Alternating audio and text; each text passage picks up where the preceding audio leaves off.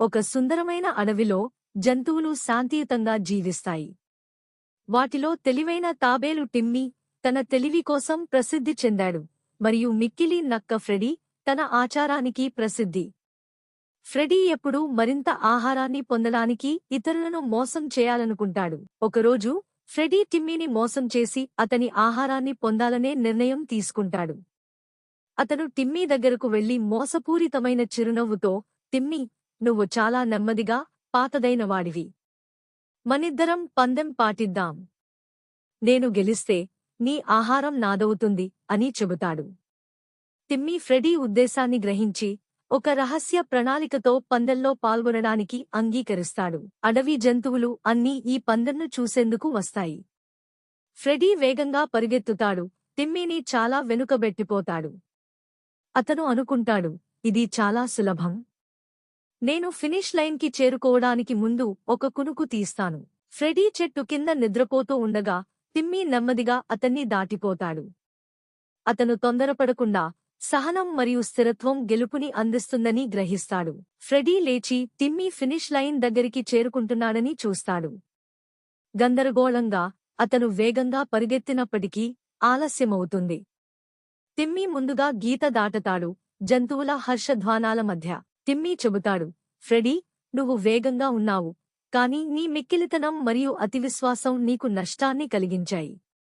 గెలవడం కోసం వేగం కాదు, స్థిరత్వం మరియు తెలివి ముఖ్యం. ఫ్రెడీ తన తప్పు గ్రహించి మార్పు కావాలని వాగ్దానం చేస్తాడు.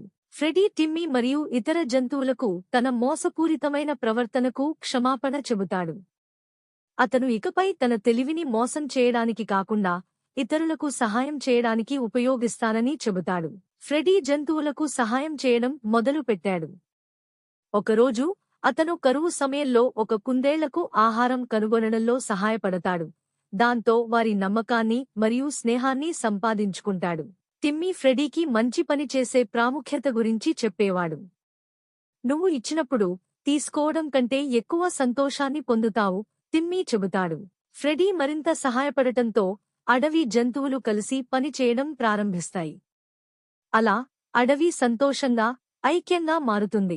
ఫ్రెడీ యొక్క మార్పును జరపడానికి జంతువులు ఒక ఉత్సవాన్ని నిర్వహిస్తాయి. వారు దీనిని దయగాథా ఉత్సవం అని పిలుస్తారు మరియు ఫ్రెడీ మరియు టిమ్మీని గౌరవిస్తారు. ఆధారం కోసం అతని మార్పునకు జంతువులు ఫ్రెడీకి ఒక చిన్న గృహాన్ని నిర్మిస్తాయి. అందులో పండ్లు మరియు బెరడులతో టిమ్మీ జ్ఞాపకంగా నింపిన పర్యవేక్షణ ఉంటుంది. టిమ్మీ అడవి జంతువులకు మంచి గుణాలు, సహనం మరియు తెలివిని నేర్పుతూ అడవిలో తన పాఠాలను కొనసాగిస్తాడు. అతను అందరినీ శాంతిగా జీవించడానికి ప్రేరేపిస్తాడు. ఒకరోజు ఫ్రెడీ ఒక చిన్న అంగరాన్ని పూల కాండులో చిక్కుకున్న ఒక చిన్న జింకి సాయపడేను.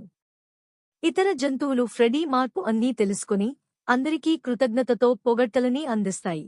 జంతువుల మధ్య ఐక్యత మరియు సహాయం వల్ల అడవి అంగీకారం, పండుగతో నిండిపోయింది.